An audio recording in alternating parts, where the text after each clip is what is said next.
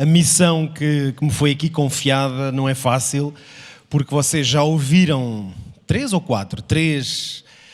excelentes talks de 15 minutos cada uma, quer dizer, portanto, agora a nossa capacidade de concentração, é só fazer as contas, foram só os primeiros 6 segundos. Portanto, a única pessoa aqui que teve realmente atenção foi a Catarina Ferreira.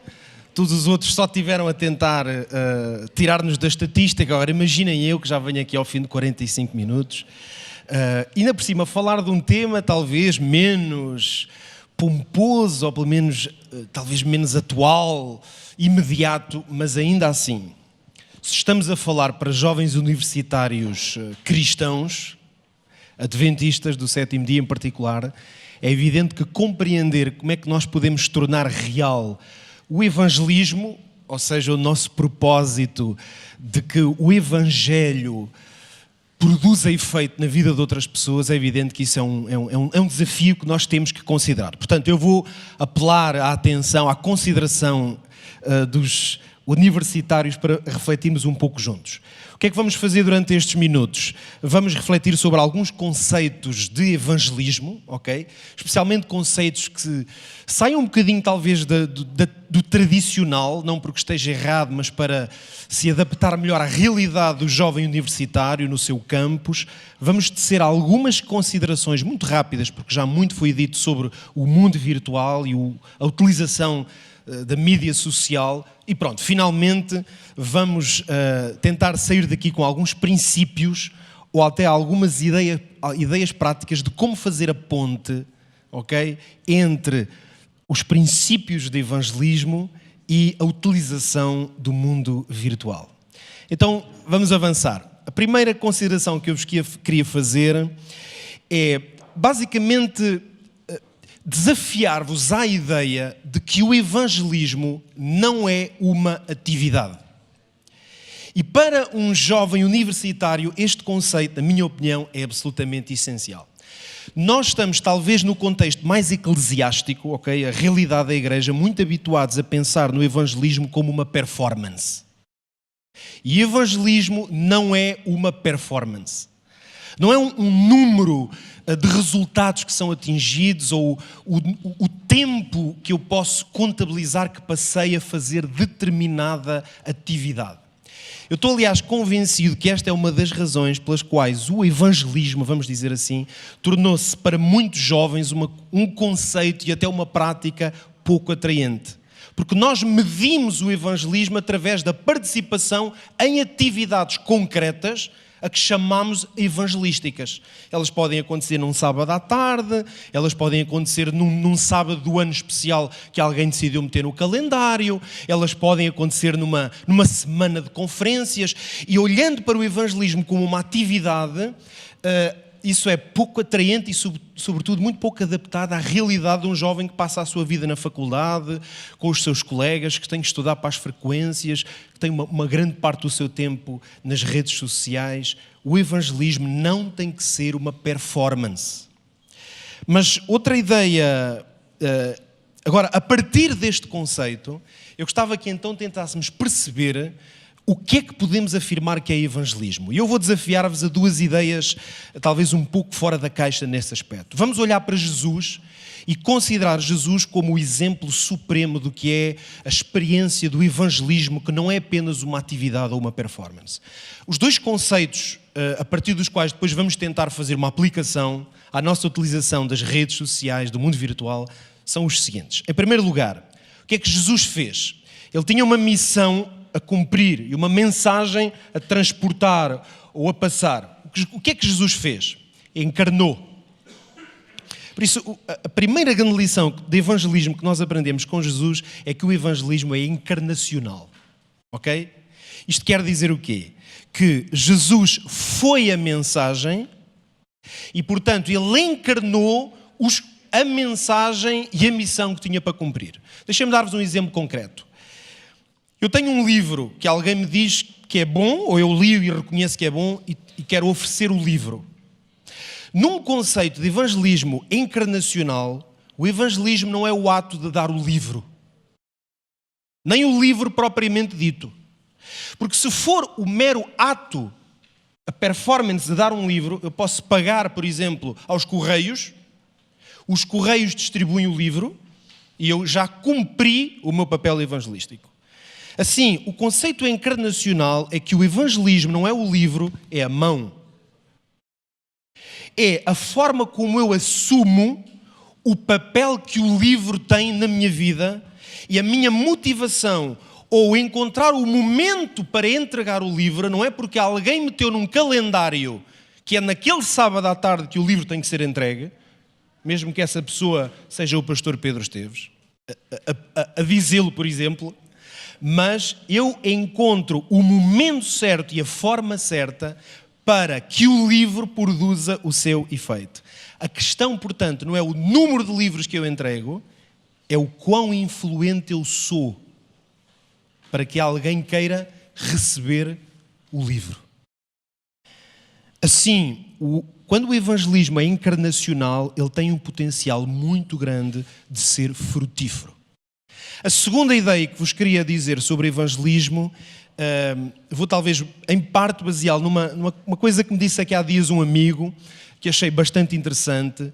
Ele dizia-me que, na opinião dele, as duas coisas mais poderosas que existem no mundo são uma boa ideia e uma grande história. Na verdade, é interessante porque podemos dizer que o que Jesus fez foi conseguir juntar estas duas coisas. Uma ideia magnífica, cheia de grandes implicações, a ideia de um Deus de amor que quer salvar e resgatar o ser humano perdido, podemos dizer uma ideia de um grande conflito do qual Deus está a fazer o possível e o suficiente para nos resgatar. E depois Jesus foi capaz de contar histórias sobre essa ideia e dele próprio ter uma narrativa, a sua própria história. Tornou essa ideia compreensível e legível para as pessoas que estavam à sua volta. Então, além de ser encarnacional, em Jesus o evangelismo foi narrativo. Jesus foi uma história que era capaz de ser entendida e compreendida. Isto quer dizer que para jovens universitários, na verdade, saber contar a história do Evangelho é o grande segredo ou a fonte do evangelismo bem-sucedido. Mais uma vez, isso não se manifesta tanto numa performance, numa atividade que eu faço, mas na maneira como eu conto essa história. Em certo sentido, o que os jovens universitários são chamados a fazer, se assumirem a sua identidade evangelística, é saber contar uma história. É criar uma narrativa que, tanto na forma como é dita, como é experimentada, torna a história atraente. Então, partindo destes dois princípios, é evidente que nós sabemos que quando temos à nossa frente o mundo digital, nós percebemos que, como já hoje nos foi dito aqui, que as virtudes e as potencialidades deste mundo são imensas. É evidente que é um mundo que facilmente se constrói a partir de imagens falsas, muitas vezes daquilo que nós somos. É evidente que há o risco, a tentação da superficialidade, que hoje também já aqui foi referida. Um foco muito grande nos conteúdos e não nas pessoas. De qualquer maneira, o mundo digital, as redes sociais têm um potencial enorme. Alguns exemplos. O acesso à informação é um potencial enorme. Quer dizer, ninguém tem uma justificação para estar na ignorância. Outra grande virtude do mundo digital é a possibilidade de construir a realidade de uma forma coletiva. Quer dizer, todos somos um pouco construtores da realidade e temos um contributo a dar-lhe. Talvez o YouTube seja, por assim dizer, a rede social que melhor encarna essa ideia de eu ser construtor da própria realidade. O que quer dizer que na rede a minha influência também pode ser significativa e é evidente que o mundo virtual encurta distâncias e cria oportunidades de comunicação. Então vamos tentar fechar estes conceitos agora de uma maneira mais prática. Partimos da ideia de que o evangelismo é encarnacional e de que é narrativo. Portanto, é quando eu encarno uma história e sou capaz de a contar que eu tenho um grande potencial de ser evangelista na minha universidade. Deste ponto de vista, a primeira pergunta que se coloca aos jovens universitários que estão hoje a ouvir-me neste momento é: se vocês querem contar essa história, se vocês querem encarnar essa ideia na vossa vida. Se o quiserem fazer, as redes sociais podem ser um excelente instrumento para o fazer.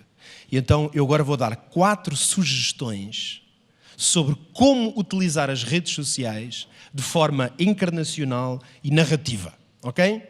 Primeira delas.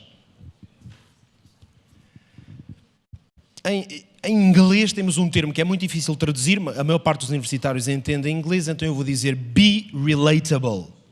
Dito de outra forma, quando tem que partilhar, fazer publicações, ter presença no mundo social, no mundo virtual, perguntem-se se alguém, e agora falamos num contexto evangelístico, alguém dos vossos amigos que ainda não abraçou o Evangelho, perguntem-se se aquela pessoa, aquele amigo, se pode identificar com o que vocês vão partilhar.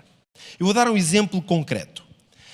Eu acredito, de forma intelectual, mas também tenho uma prática com o sábado, como um dia magnífico e o dia do Senhor. Há uma coisa que eu posso fazer, é chegar à minha rede social e partilhar uma fotografia das tábuas da lei.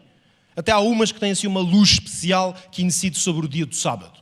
Então eu posso fazer essa partilha e é uma forma de eu dar a conhecer o que acredito na lei de Deus e no sábado. O potencial de algum colega meu na escola se identificar sequer com a imagem é quase nulo. Agora, há uma coisa que eu posso fazer. Eu posso usar a rede social e fazer um comentário sobre o cansaço que tive durante aquela semana. Posso fazer uma pequena referência às frequências que fiz, às horas que passei a estudar, e depois faço uma pequena nota pessoal dizendo que o sábado para mim é uma bênção enorme. Que bom poder parar 24 horas. Eu estou a falar na mesma do sábado, mas estou a torná-lo alguma coisa com que qualquer jovem, não adventista, não cristão, se pode identificar. Aprender a ser relatable é uma das coisas mais importantes, na minha opinião, na forma como utilizamos as redes sociais. Claro, eu não tenho tempo, mas eu comecei a perceber isto quando eu agora tenho estado muito parado. Mas há uns anos atrás, não era com muita frequência, mas com uma certa cadência, eu fazia umas publicações, normalmente textos longos, que basicamente eram como pequenas reflexões pessoais. Mas como eu falava normalmente temas a partir da minha própria experiência, começou a acontecer um fenómeno. É que colegas meus da escola, do secundário, aqui em Coimbra, onde me encontro, começaram a mandar mensagens privadas. Eu recebi umas 4 ou 5 mensagens ao longo dos anos de colegas que eram meus amigos no Facebook, mas que nunca tinha falado pessoalmente com eles. E eles mandaram mensagens a propósito do texto que eu tinha escrito, e uns diziam que gostaram do texto, outros que sentiam uma certa paz quando liam os textos que eu escrevia. A minha interpretação é que a única coisa que aconteceu é que eles se conseguiam identificar com alguma coisa do que eu dizia. Então, fazer identificação é um ponto muito importante. O segundo, a que eu vos desafio é: partilhem momentos da vossa experiência religiosa ou espiritual como fazendo parte, vamos dizer, do vosso estilo de vida e do vosso dia-a-dia. É aquilo que nós podíamos chamar de o evangelismo natural. Eu vou dar exemplos concretos para dizer que a fé, a nossa experiência de fé como adventistas, mesmo a experiência de igreja, na minha opinião, é muito instagramável. É melhor assim. E que a nossa story, a nossa vida religiosa e a nossa prática religiosa dá boas stories. Vamos dar exemplos concretos. Eu posso perfeitamente ir no metro, sou uma pessoa que de manhã não me consigo levantar muito cedo, eu posso ir no metro, estou numa cidade que tenha um metro, e decido usar aqueles 15 minutos para ler um pouco da minha Bíblia. Então, eu posso fazer uma foto, uma story, daquele momento, qual é o texto que eu estou a ler, e só tenho que dizer... Pode ser uma hashtag ou um pequeno comentário sobre o facto de que naquele momento eu estou a ler a Bíblia. Então, eu posso tornar a minha realidade religiosa e a minha prática espiritual como uma coisa que torna-se parte de um estilo de vida que, em certo sentido, até pode ser moderno. Eu posso, no sábado, meter a minha família toda dentro do carro, Cajó, ali os filhos todos atrás, a família, faço uma foto que publico no Instagram e que digo... Estou com a minha família e vamos à igreja. E a influência que isto pode ter junto de amigos meus é que o meu testemunho é de que a minha vida religiosa é agradável, atraente, faz parte, torna a religião alguma coisa com que as pessoas podem dizer: eu também não me importava nada de ter isto na minha vida. Os jovens que estão, por exemplo, no som, no sábado de manhã, que têm os seus amigos que não são adventistas e naquele dia estão escalados para ficar no som, podem entrar uma fotozinha ali à mesa de mistura e então partilham onde estão, na igreja, a ser técnico de som. Então, mostram como estão no mundo digital, no mundo da tecnologia, mas não têm problema em tornar como que uma story fácil de ler e de interpretar o facto de que eles estão ao serviço de Deus, mas através do seu serviço na igreja. Finalmente, dizer que outra dica que eu gostava de deixar é fazermos menos declarações e promover mais conversas. Quer dizer, no mundo, tanto no mundo digital como no mundo real, o evangelismo mais frutífero é aquele que assenta em relações de confiança que se constroem. E normalmente, quando nós fazemos declarações, ou vamos dizer assim, verdades absolutas ditas de forma muito clara e taxativa, o que isso cria é um impedimento ao diálogo. Um exemplo concreto seria, por exemplo, eu dizer o seguinte, fazer uma frase a dizer: a evolução é uma mentira diabólica. Ok? Eu crio um bom cartaz a aparecer em grande: a evolução ou a teoria da evolução é uma mentira diabólica. Eu declaro uma verdade absoluta, toda a gente fica a saber aquilo em que eu acredito, mas dificilmente alguém que não creia no mesmo que eu se vai sequer atrever a meter uma conversa comigo sobre o tema. O que quer dizer que eu tornei a minha partilha um impedimento, na verdade, a ser uma influência para outros. Então eu posso dizer é que creio em Deus e pergunto qual é a opinião dos outros. Promover diálogo e conversação, em vez de fazer declarações, cria muito mais oportunidades de ter um testemunho eficaz. Eu termino dizendo que, se pudesse enquadrar em 2 palavras a forma à qual desafio os jovens universitários a terem a sua presença como evangelistas nas redes sociais e no mundo virtual, elas seriam autenticidade e intencionalidade. Mostrem que o vosso estilo de vida e as coisas em que acreditam são realmente a vossa identidade. Sejam autênticos nessa expressão e sejam intencionais em tentar chegar às pessoas. Muitas pessoas de todas as idades talvez achem que uma boa maneira de fazer evangelismo na internet é fazer spam de meditações, spam de vídeos, spam de versículos. Mas nós seremos muito mais eficazes se formos autênticos e, em vez de partilhar um versículo que alguém partilhou comigo, eu vou encontrar um versículo que me disse alguma coisa e esse é que eu partilho. E em segundo, se eu tiver que o partilhar com alguém, faço pessoalmente. E então eu talvez possa enviar a um amigo um versículo, sim, mas envio-lhe o versículo e digo: li estas palavras hoje e pensei em ti, espero que te façam bem. Ou então ouço uma música no YouTube de um grupo cristão que eu aprecio, ouvi hoje aquela música, envio a um amigo em concreto, e por isso estou a ser autêntico e intencional, e digo a esse amigo: adorei esta música que descobri hoje, o que é que achas? Então, com autenticidade e com intencionalidade, é possível ser um grande evangelista e alcançar pessoas mesmo no meio universitário. Que Deus nos ajude a conseguir fazer isso.